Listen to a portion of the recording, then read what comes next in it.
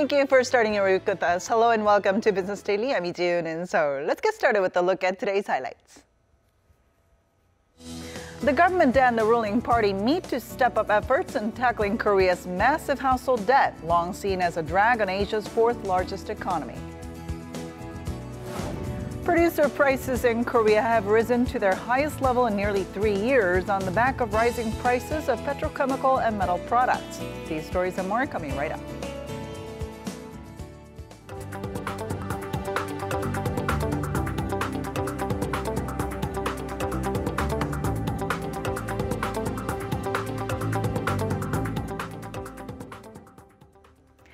But first, President Moon Jae-in is holding a meeting this afternoon with his senior secretaries and advisors. He began his opening statement with mention of pervading hopes of an improving Korean economy. He cited the BOK's recent upgrade of the country's economic growth forecast to 3%, as well as the Kospi's record-breaking run as cause for optimism. Against this backdrop, he instructed his officials to craft innovative policies while ensuring even growth shared by young job seekers and SMEs alike. He said the government is set to invest an unprecedented equivalent of $760 million worth of funds for state-sponsored growth and raise some $1.2 billion in venture funds by the end of the year. Korea is unlikely to suffer from any drastic capital outflow, even if the U.S. Federal Reserve raises its benchmark interest rate before the end of this year. This is according to Bank of Korea Governor Lee Ju-yeol, who said capital flows are not determined solely by interest rate gaps. He said the impact of a Fed rate hike will be minimal, as that possibility has already been priced into Korea's financial markets. While he also hinted at monetary tightening if the economy shows signs of a firm recovery, the country's massive household debt burden remains a concern. The central bank estimates 1.2 million households will face a higher risk of delinquency in the event of a rate hike by the BOK. So the government and the ruling party are meeting for talks on how to curb Korea's rising household debt levels. The new measures being discussed come on the heels of other government efforts aimed at cooling the country's overheating property market. Our Lee Jung-yeon has more. The government and the ruling Democratic Party of Korea met on Monday to fine-tune the details of a set of measures aimed at tackling Korea's massive household debt mountain. The two sides recognized dangers linked to the ever-expanding debt that reached an eye-watering $1.2 trillion at the end of June, up more than $26 billion in the first 3 months of 2017 alone. Given the scale of the task, the countermeasures will be the toughest to date. The danger of the household debt issue causing grave financial risk has lessened, but the debt-to-GDP ratio and its speed of growth means it's essential we have a plan to handle the associated risks. The measures will include putting revised borrowing regulations, which are based on factors like the debt-to-income ratios, into force in January, and implementing the debt-serving ratio in the latter half of 2018. 6 months earlier than planned.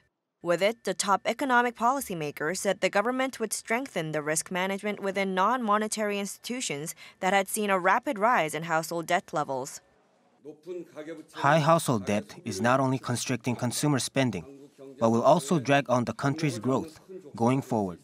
And through these measures, the government and the party hope to lead the way toward an income-led growth economy by upping the household's ability to repay debts.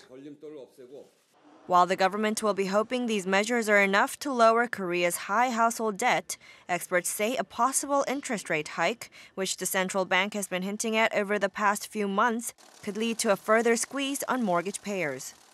Lee Jung-yeon, Business Daily. New data shows that Korea is at a higher risk of defaulting on its debt compared to China. According to financial services firm Market, the premium for Korea's credit default swaps, or CDS, was seen as 69.9 as of last Friday.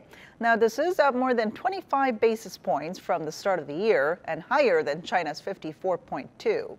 CDS reflects the cost of hedging credit risk on sovereign debt, with the rise implying a greater risk of default as it covers the cost of insuring a bond. Market says South Korea's higher premiums reflect growing geopolitical risks stemming from North Korea's repeated provocations. And moving on to our coverage of the markets, we have our markets contributor Lee Ji-hye joining us on the line. Hello, Ji-hye. Hello, Jiyoon. All right, so tell us how local stocks performed on this Monday.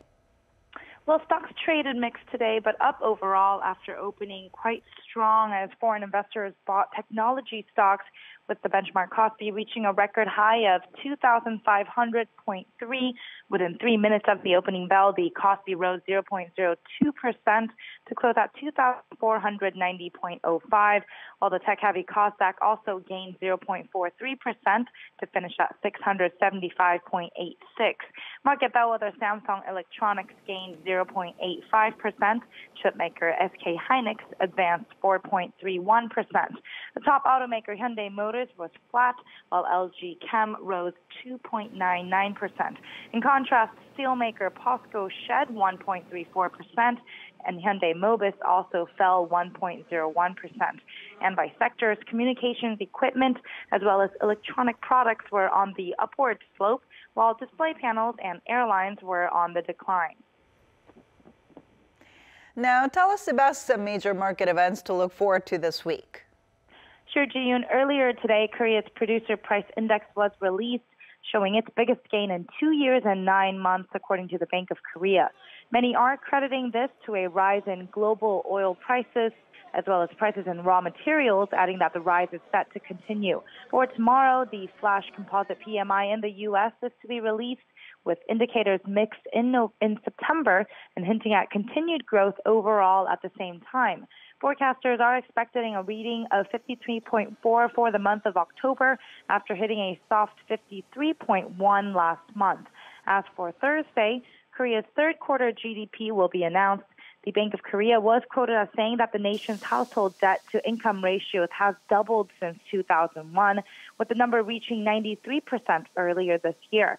With these reports, as well as the latest GDP announcement, analysts are leaning towards a review of interest rate policies by the BOK in the near future. Also on Thursday over in the U.S., it'll release an advance report on U.S. international trade in goods. The goods deficit to be released on this day is expected to widen to a consensus $64 billion on the month of September versus $63.3 billion in August. Also expected to be published is advanced wholesale and retail inventories for September, including net exports as well, which is a major input in overall GDP data for the third quarter, which is set to be announced on Friday. Now, Japan's snap elections were held yesterday, with Prime Minister Shinzo Abe winning a landslide victory in the lower house. Tell us how this affected the markets in Tokyo. Sure, the Nikkei 225 average is on track for its longest winning streak so far, with its stock average rising 1.11% today, or 239.01 points to 21,696.65 yen later today. This definitely boosts investor confidence that aggressive monetary easing by the Bank of Japan, which is also known as Abenomics, will be here to stay, or for at least the foreseeable future, sending stock prices perhaps even higher. Eyes are now set on the next milestone for the Nikkei average in 22,666, which was a record high made in 1996 during a recovery from the bursting asset bubble in Japan. The weaker yen is also a boon for stocks, with the earnings season coming up, playing a significant role to raise investor expectation for better results from Japanese exporters. This has been Lee Ji-hye for Business Daily. New home prices in China rose only 0.2% on month in September, equaling the rate in August, which was the slowest in 7 months. This is likely due to recently implemented measures by China's central authorities to prevent a housing bubble in the face of growing debt. From an on-year basis, new home prices rose 6.3% last month, partly due to the high base effect from last September. China's property market has seen a near 2-year boom, but the country has introduced new housing restrictions to ward off speculation. On Sunday, Tesla reached a preliminary deal with the Chinese government in Shanghai to build a new factory in the city's free trade zone. With the agreement, Tesla is set to become the first foreign automaker to establish a wholly owned production facility in the country. Now, this would allow the manufacturer to avoid the 25% duty applied to import vehicles in the world's largest auto market. Tesla said back in June it was working with the Shanghai municipal government on possibly building a factory there, but declined to share further details. Saudi Arabia made history earlier this month by lifting its driving ban on women, creating fresh opportunities for the auto industry. The Korea Trade Investment Promotion Agency is hopeful that the move will create a new market for Korean auto exports, which have been slumping since last year. In its report, the agency identified compact cars and used cars to be the most promising markets. Riyadh's decree allowing Saudi women to apply for a driver's license will come into effect starting next June.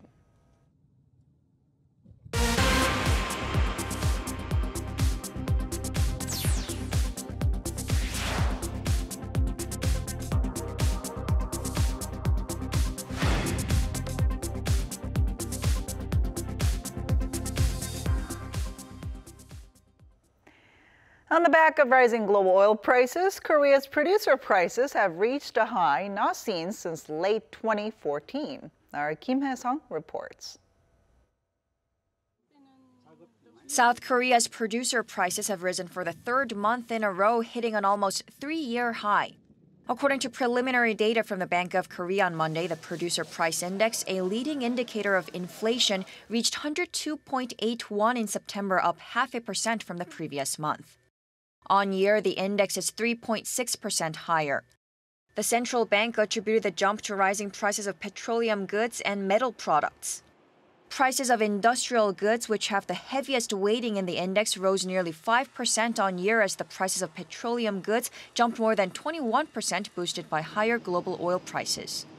The price of Dubai crude, Korea's benchmark, averaged close to $54 a barrel in September, up some 7% from a month earlier. The hurricanes that hit the U.S. in August and September also drove up global oil prices. Other than industrial goods, prices of food, agriculture, fisheries goods in September also rose slightly. Due to higher global oil prices, Korea's import prices in September also rose 1.7% on month. Kim Hae-sung, Business Daily. So the rise in oil prices here in Korea is also making some motorists wonder whether refineries and gas stations are being fair in setting prices amid the upward trend. Here's our Eunice Kim with more. Oil prices in Korea have been on a march up. As of last week, the third week of October, the average price of unleaded gas was 1,505.31 per liter, rising for the 12th consecutive week. Diesel was up for a 13th consecutive week, up 2.51 from the week before. Prices paid by motorists in the capital of Seoul were even higher, more than 100 won higher than the national average, inciting some to wonder whether the markup was fair or not. Just a few months ago, 50,000 won got me through the week. These days, I'm having to spend 70 to 80,000 won.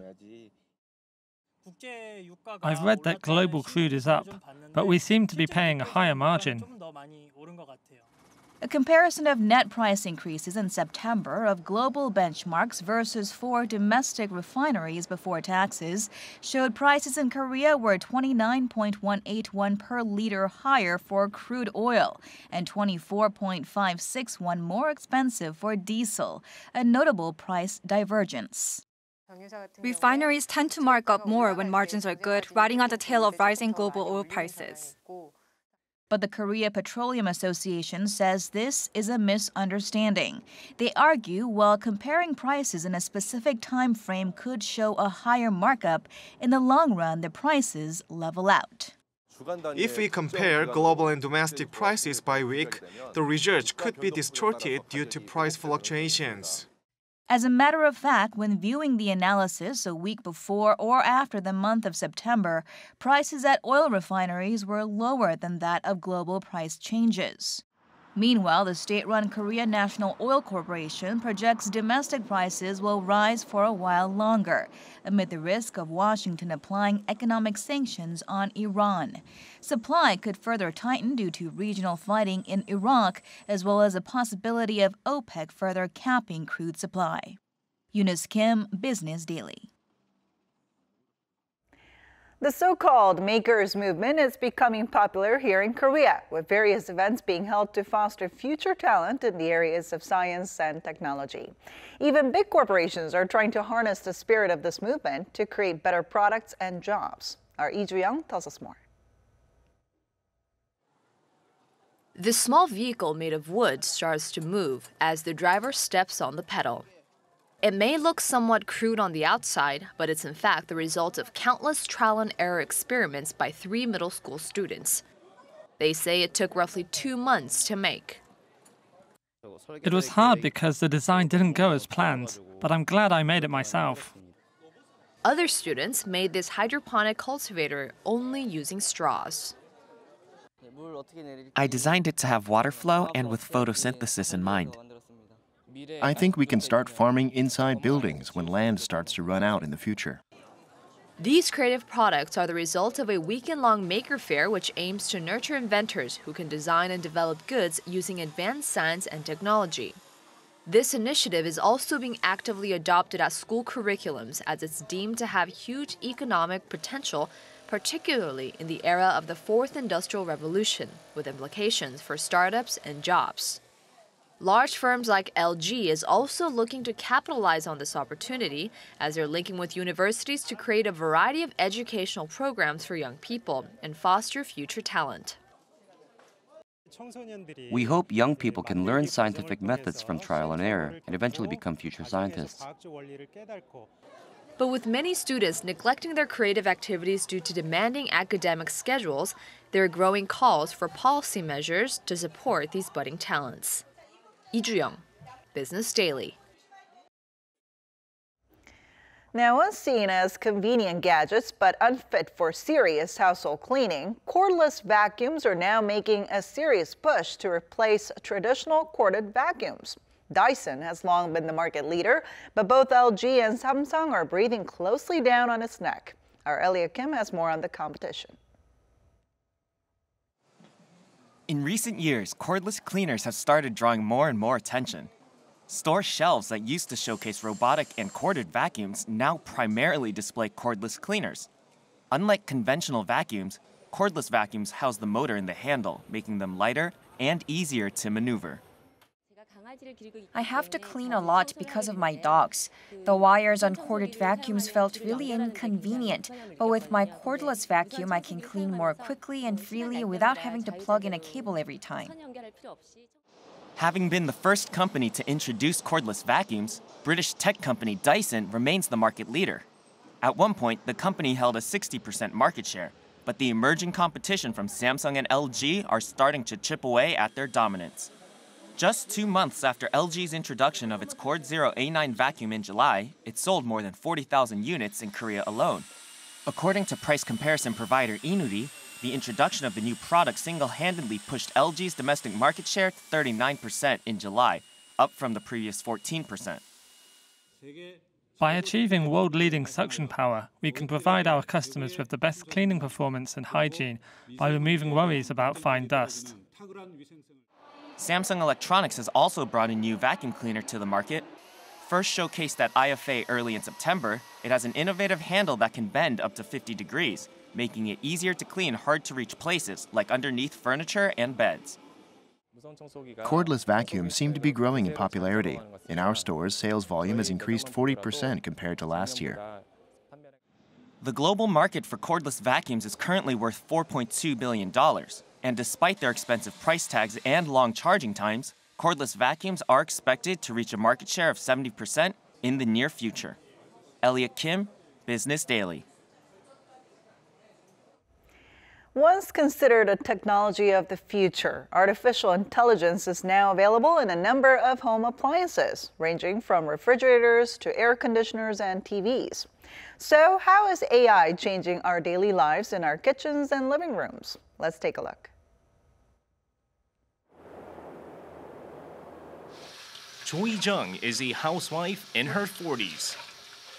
She spends most of her time in the kitchen, cooking for her family. 하이 삼성. 모닝 브리프. 좋은 아침입니다. 오늘은 9월 7일 목요일입니다. And a refrigerator she purchased a few months ago changed her daily routine completely. 하이 삼성. 나만의 레시피 찾아줘. 통조림 참치는 제 갓뼈 기름기를 제거한 후 잘게 부순다. Featuring AI-based voice recognition, the refrigerator finds the best recipe among some hundreds for Jo Hee-jung. My hands are often wet or oily when I cook, but now I can conveniently use the refrigerator through its voice recognition feature without having to touch it physically. I usually ask it to play music or find the recipes I need. That's not all. 냉장고 안에 뭐 있어? The refrigerator helps Jo Hee-jung with grocery shopping. It shows which ingredients are running low and also allows her to make orders immediately using the appliance. In the past, I used refrigerators just to keep food fresh, but now it's like a friend that I can talk to. I talk to the refrigerator when I'm in the kitchen, which makes me feel like I'm with a friend. AI is certainly the hottest theme in the home appliance market for the year 2017. The fourth industrial revolution is powering the rise of smart features in white goods, especially in refrigerators, air conditioners, and washing machines. AI-powered voice control systems have replaced physical commands, and the Internet of Things has taken hold of the entire house with several connected home appliances, making homes smart through very convenient features. In the year 2017, voice recognition has become the key to human-machine interaction, including computers and household appliances. Thanks to the development of technology, voice recognition now offers very reliable and affordable services that are featured on many white goods or home appliances like refrigerators. According to the research conducted by the Robotics and Intelligent Control System Laboratory at Seoul National University in 2016, AI-powered robot vacuum cleaners now have an IQ equivalent to a 6 to 7-year-old child. And now, this smart vacuum cleaner operates, cleans, and charges itself automatically. As for air conditioners, each machine figures out the habits and living environment of its user and determines operating areas and modes on its own. Also, it figures out the locations of users and cools that area using a human recognition sensor, thus saving a lot of energy. LG Electronics recently launched a robot vacuum cleaner, air conditioner, washing machine, and refrigerator that operate on its trademark deep learning-based AI system, DeepThinkQ. It enables devices to learn users' lifestyle patterns and surroundings to offer customized services. Artificial intelligence has kick-started profitability. For example, it has enabled LG Electronics to see a double-digit percentage growth in business profits, 10% in the white good market for the first time since its foundation in 1958. It seems like the demand for new home appliances driven by technological innovation resulted in the skyrocketing growth of LG Electronics and Samsung Electronics and their business profits. Another thing is that Korean electronics brands have an excellent reputation in the global market, and their high-end products are well received by global customers. AI-powered home appliances are rapidly becoming part of our lives, making our homes more efficient, informed, and secure. Artificial intelligence is getting smarter, and its influence is likely to grow in the coming years with a better understanding of humans and their needs. AI-powered household appliances should be able to protect your house against any accidents even when you're away. Therefore, the technology be primarily used to resolve those issues currently facing white goods or home appliances and receive the limelight. AI is seeping its way into our lives, affecting how we live, work, and entertain ourselves with new convenient services and technologies. The introduction of AI in white goods has definitely proven its ability to learn and improve on past iterations.